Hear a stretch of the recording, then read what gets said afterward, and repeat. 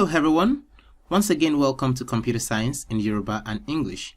In this lecture we're going to be looking into one of the prerequisites for converting a context-free grammar into normal form.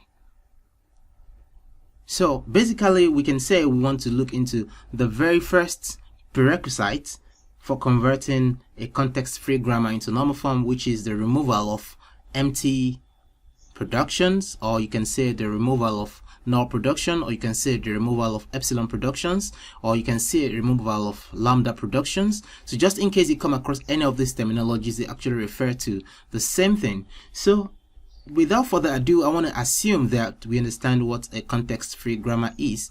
Just in case we have someone who really doesn't understand the concept initially, I'll just seize a moment to briefly talk about what a definition of a context-free grammar. So let's say we have a grammar G such that it is defined in a pair containing 4 constituents defined as S, N, T, and P, such that S is a start symbol or variable, N is a set of non-terminals,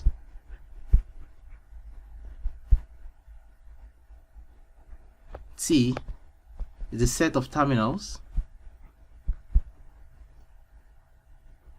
and P is the production rules.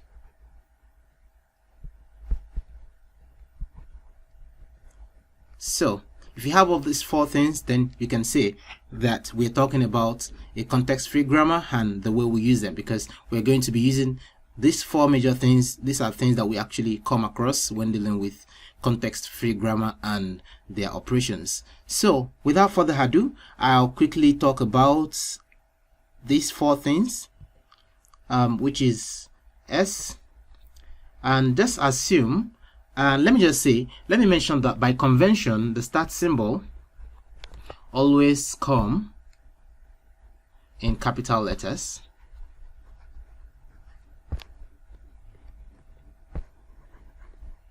So it's just to quickly make you understand, and for those who still having issues identifying terminals, non-terminal variables and stuff like that. So the start symbol is a capital letter, and also in most cases, as a matter of fact in all cases, is always a non-terminal. So N, I beg your pardon, yeah, N is a set of non-terminals, and the logic is that they usually come in capital letters. Okay, T, which is terminal, is meant to be small letters, and P is meant to be production rules. So you actually see what I'm talking about in a bit when we take examples. So without further ado, let's move here. So we have a grammar such that, let's say let's take an example. S produces A, B, A, C. From the logic I just gave now, we can actually identify already that these are non-terminal variables or non-terminal symbols because it's written in capital. That's usually the convention, and once you see them you can easily recognize them. And A in this scenario is a terminal variable. So you see what we mean by terminal and non-terminal when we talk later on about the operation in details. So we have another rule such that A produces BC. This is a rule. So this on its own is referred to as the rule. So it's like the production rule for this terminal variable S, where S is a terminal, is a non-terminal variable, I beg your pardon, and at the same time my start variable. So I have A producing BC, I have B producing B or epsilon, I have D producing a terminal variable D, I have C producing D or epsilon. So these are rules. This, and this. So easily you can identify rules, and this is a terminal variable. This is a non-terminal variable because it's capital. These two are non-terminal variables. This is a terminal variable, and this, yeah, basically that is it. So this, I already talked about them before. They are non-terminal variables. So easily I think we'll be able to approach some of the things that usually cause confusion in the operation anyway. So having said that, let's quickly talk about this same grammar that I illustrated here. We are going to use it as a case study to explain what we have to do here. So here, let's quickly talk about removal of epsilon productions. So removal of epsilon production, there's an algorithm that works for it, but to make it easier, I won't talk about the algorithm. I might if I have enough time, but I'll take you through, I'll walk you through the process. Understanding it is actually key. If I give you the algorithm, definitely you'll be able to do it, but I just want to try and break it down at all costs, then you come up with the algorithm yourself. So basically, one of the first things you have to do, which is actually the algorithm by the way, is number one, you have to identify your erasable or removable variables. So when I say removable variables here, I'm actually referring to non-terminals. So when I say variables in this regard, I actually meant non-terminals. I mean the capital ones, the N, A, T, S, and so on and so forth in this very regard. So we have to find a way to identify the erasable variables. And because of what I want to do, I intentionally chose that particular examples that I like in using to describe how to identify removable variables, or let's say erasable variables, or let's say deletable variables that you can get rid of. So how do you identify them? So let's define the language or the grammar. So let's say S produces A, B, A, C.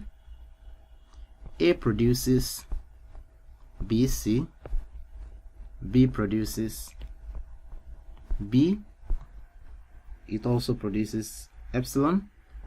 D produces this alone. And lastly, we have C producing D and epsilon. So the definition, or let me say the way to identify removable variables, first, for you to know if this grammar is free of epsilon productions, is to check if any of the productions, if any of the non-terminal variables produces epsilon.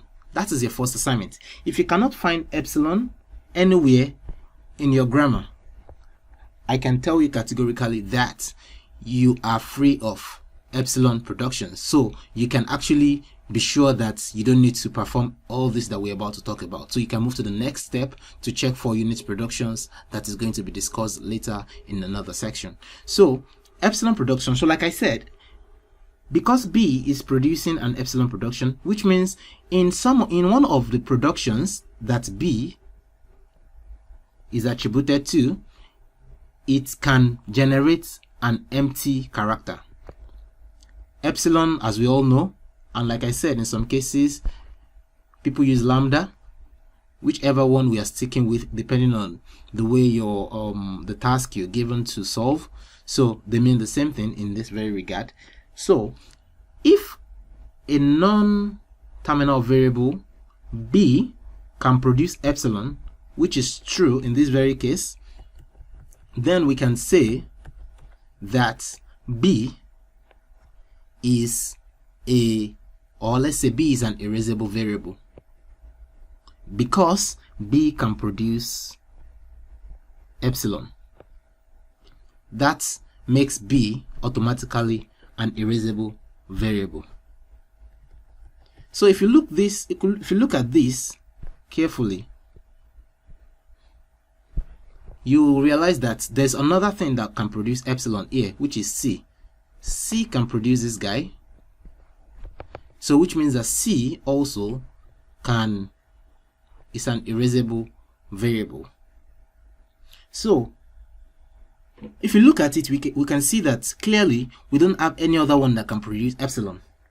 But we can, if you look closely with the sum of the rules that I'm about to give, you see that there are some of these other things that can produce an erasable variable. For instance, because B, we've been able to identify B as an erasable variable, and we've been able to identify C as an erasable variable. If we can find any non-terminal variable that can produce any of these two individually, such can be referred to as a non-terminal variable. For instance, I would have said A is a non-terminal variable, is an erasable variable, but the reason why I cannot is because this C, which is coming from here, is already attached to something else, which is BC. So that does not satisfy the condition. So it has to be a separate production on its own. So if I have any of these other guys producing any of these two guys, then I can say that it is erasable itself. So, but if you, at the same time, we can say if any of the non-terminal variables can generate a multiple of terminal or a multiple of erasable variables, then such can be said to be a terminal variable.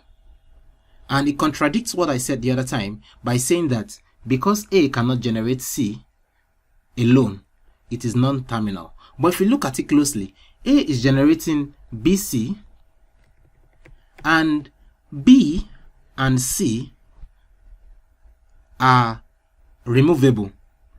So we can utterly say B can produce epsilon and C can produce epsilon. If we add these two together, we are going to get epsilon. So in this regard, we can say if we add these two things together, we are going to get epsilon. Therefore, we can say A is also an erasable variable. So if we have any other variable, for instance, in this very regard here, that can generate these three all together at the same time, because they are epsilon, epsilon, epsilon, then any of these non-terminals can also be erasable if it satisfies the three at the same time. So I'm just trying to teach you the trick as to removing or as to identifying removable variables. So in this very grammar that I gave now, we've been able to identify that A, B, C are removable. So identifying it is very, very important, because if you get it wrong at the point of identification, then you're not likely to get it at all eventually, because you still go into another process, which is the unit removal, and before you now get to the conversion to the form itself, which may be Chomsky or Graybach. So that settles it. So let's quickly look into this in a cleaner way. I have the grammar once again as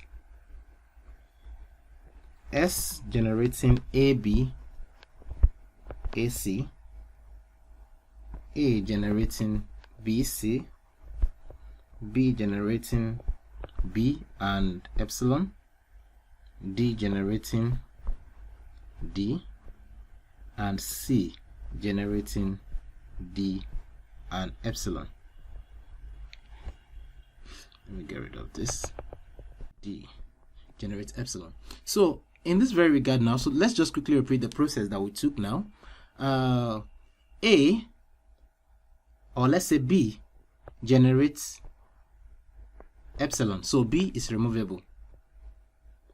C generates epsilon, so we can say C is removable. So which other one is removable?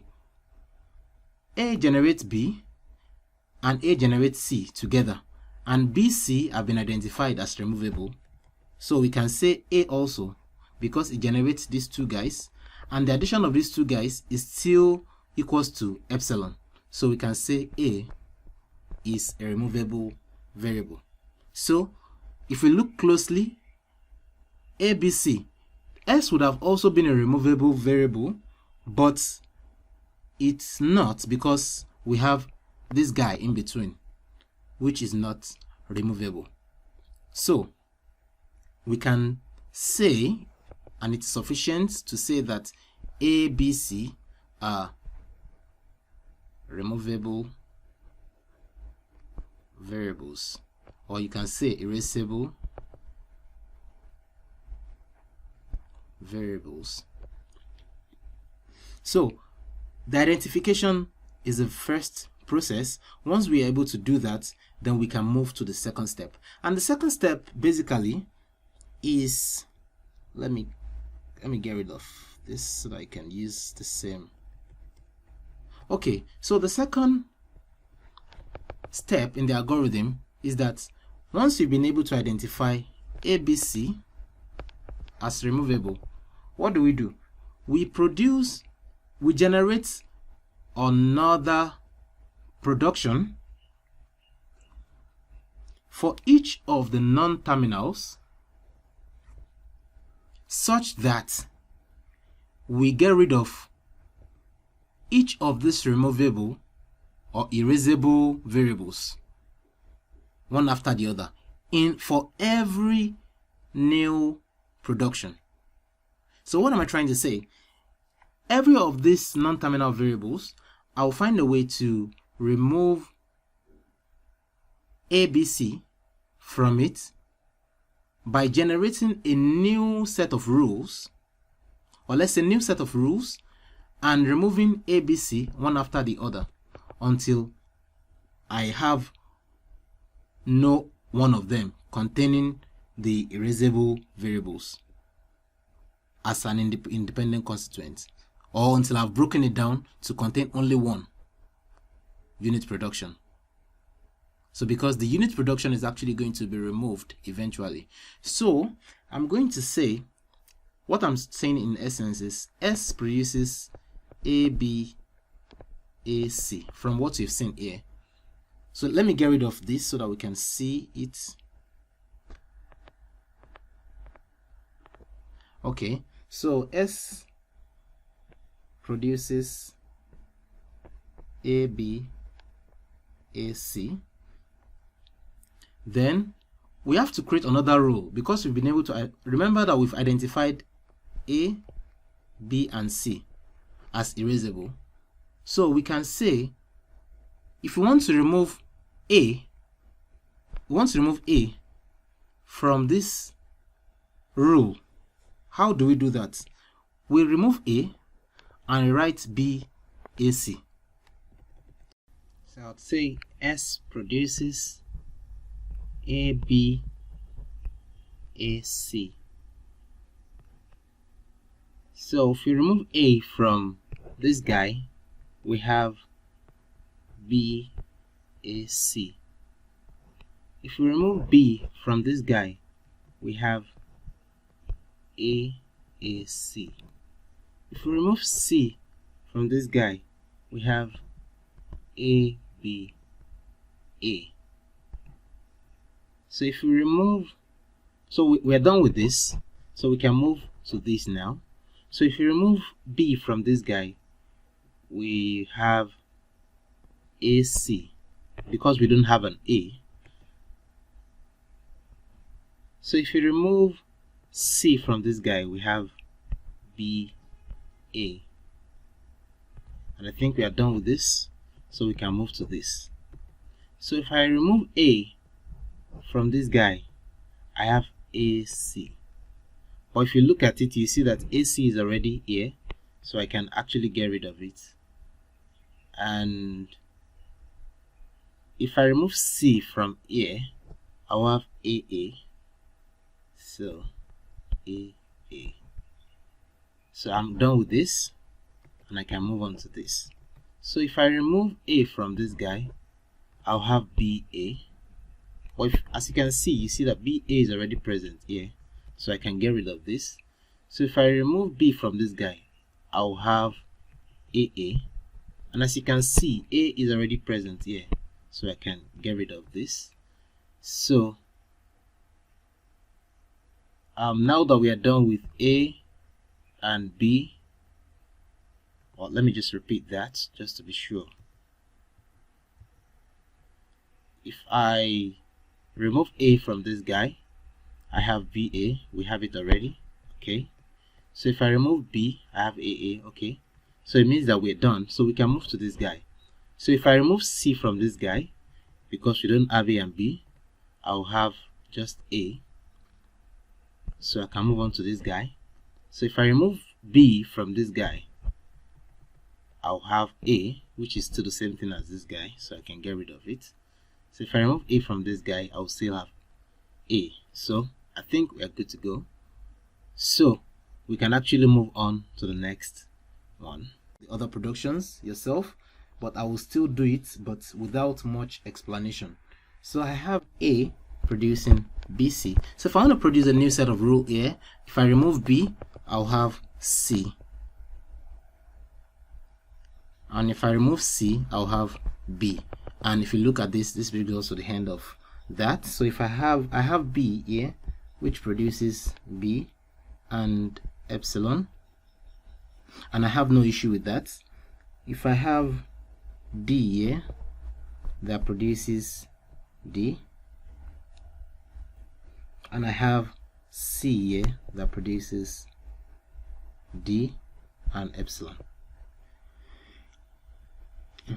So on that note, we can say that we have already broken this into different components, and we've added new set of rules. And once we are done with this process, we can go ahead to get rid of all the epsilon, and that gives us new set of rules entirely different from the original grammar itself. So for clarity, I will take an example. so that we can understand. I'll be using another grammar. So let's say we have a grammar G. So S produces A, S, B. A produces A, S. Then it produces A also and epsilon. And we have B producing S, B, S. And also A and also BB. So if we want to convert this thing, we want to remove the epsilon production from this, and like I said initially, we've been able to identify A producing this guy. So that is totally wrong. So that is what we need to deal with. So A, it is sufficient to say that A is an erasable variable.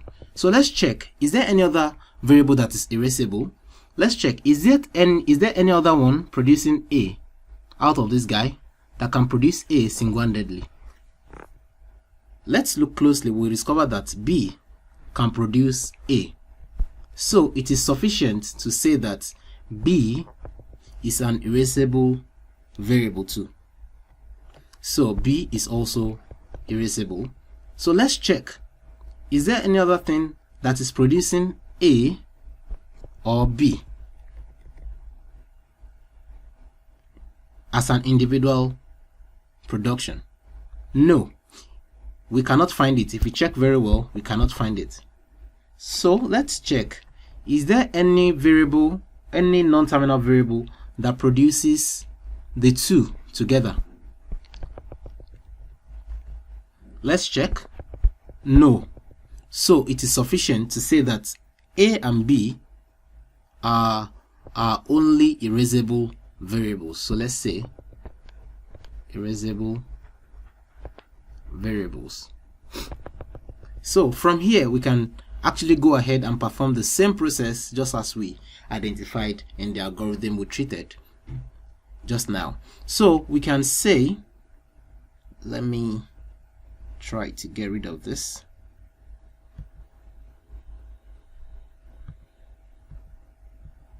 Okay, so let's say S produces AS, B, A produces AS, and A and epsilon, B produces SBS, and A and BB. We've been able to identify A and B as erasable. So now you want to add new rules to this. So we say if we remove A from this guy, what do we have? We have SB.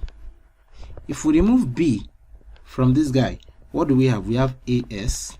Is there another thing that we can remove? No. So we can move next. So if you remove A from this guy, A is not present, but if you remove B from it, we'll have S. So we can move to this guy. So if we remove A from this guy, we have S, and we already have S, so there's no need to write that. So, but if you look at this, S and S are actually the same, so there's no point noting that. So we can say if we have A, okay, this particular production, let's add new rules. So A, if we remove A from this guy, we have A and, oh, I beg your pardon, we have small a and S. B is not present, so we can move on. So if we remove, this guy is alone already, and this guy is alone, so we don't need to do anything. I think this is sufficient. So if I remove, so if I had new production rules to this, and I want to remove A from this guy, neither A or B are present, so I don't need to touch it. But here I'll be having epsilon eventually, so there's no point writing it. So BB is still remaining the same. So, and with this I can say that I've successfully removed null productions, or epsilon production, or lambda productions, or useless productions. So we'll be using this very example in our units production, where we'll be talking about how to get rid of these guys. And which other one? Yeah, basically that's the only one that we want to get rid of in the next section.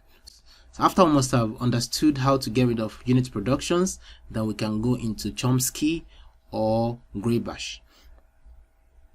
So if you have any questions as regards this, kindly drop your comments in the comment section, or you can send us an email at csctuts@gmail.com.